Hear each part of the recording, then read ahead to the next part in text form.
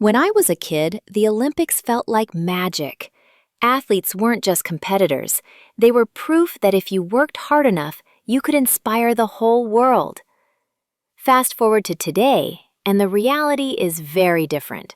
Some Olympians are training their whole lives, but when the bills pile up, they're forced to pick up side jobs, drive for DoorDash, or even create content online just to survive. Think about that for a second. You can be one of the best in the world, representing your country on the biggest stage, and still not have enough money in your bank account to pay rent. The International Olympic Committee makes billions from TV deals and sponsorships, but pays athletes absolutely nothing. No appearance fees, no revenue sharing, nothing. Meanwhile, volunteers who help run the games aren't paid either. The IOC says the money is redistributed, but their accounting is vague, and not 1 cent goes directly to the athletes putting their bodies and futures on the line. And here's the shocking part. Athletes from countries like Singapore or Hong Kong can earn hundreds of thousands of dollars for a medal. In the US, a gold medalist gets $38,000. That's barely enough to cover a year of training, let alone food, rent, travel, or healthcare. Most Olympians without big sponsors or scholarships are on their own. That's why we've seen athletes set up GoFundMes, work odd jobs, or in some cases, turn to platforms like OnlyFans. It's easy to judge, but let's be honest. What choice do they really have? If the system doesn't pay you but offers no rules about how you make money, many will do what they must to survive. And while some succeed, others regret the path they've taken, feeling pressured, exposed, or exploited by a system that should have protected them in the first place. The Olympics are supposed to stand for honor, discipline, and unity.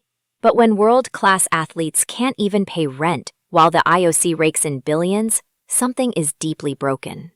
Imagine if your kid's schoolteacher had to start a side hustle like that just to afford groceries. Most of us would call that a failure of society, not empowerment.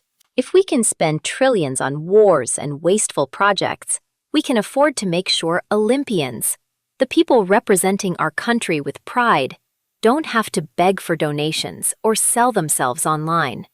Supporting athletes isn't charity, it's respect. These men and women dedicate their lives to inspiring the world. The least we can do is make sure they don't go broke chasing the dream of carrying our flag on the global stage. Let's get real for a moment.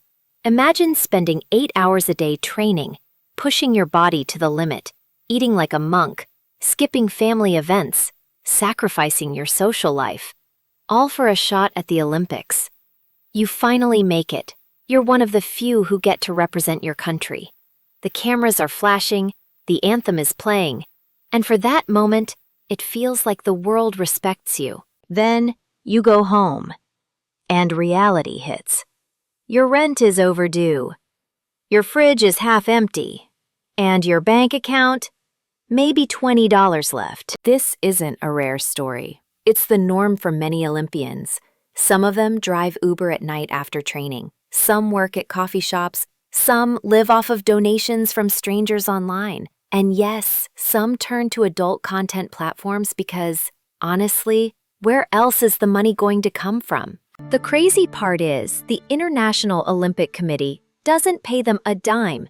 Zero. Zilch. Meanwhile, the IOC brings in billions from TV networks and global sponsors. They call it non-profit.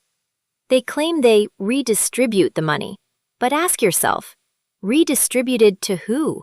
Because it's not going to the athletes, and it's definitely not going to the volunteers who run the events for free. You know what's worse? The US actually pays some of the lowest medal bonuses in the world. Gold medal, $38,000. Sounds nice, right? But that barely covers a year of training. In Hong Kong, a gold medalist gets $768,000. Singapore pays even more.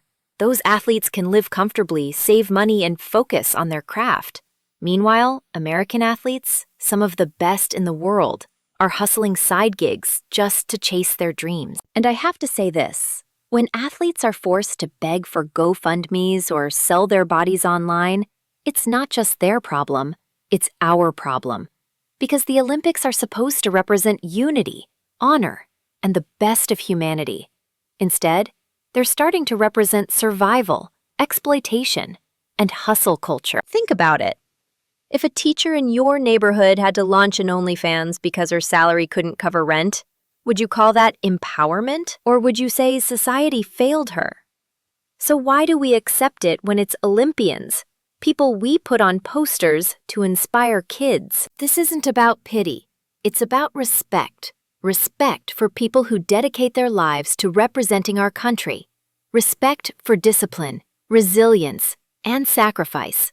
If we can spend trillions on wars, corporate bailouts, and nonsense projects, we can afford to pay Olympians enough so they don't have to drive DoorDash at midnight or post risque content to survive.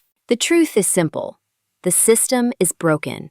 And until we demand change, more athletes will continue to slip through the cracks, sacrificing everything for glory while being left with nothing. So the next time you see someone stand on that Olympic podium with tears in their eyes, remember this. Behind that medal, there might be a person wondering how they'll pay rent tomorrow.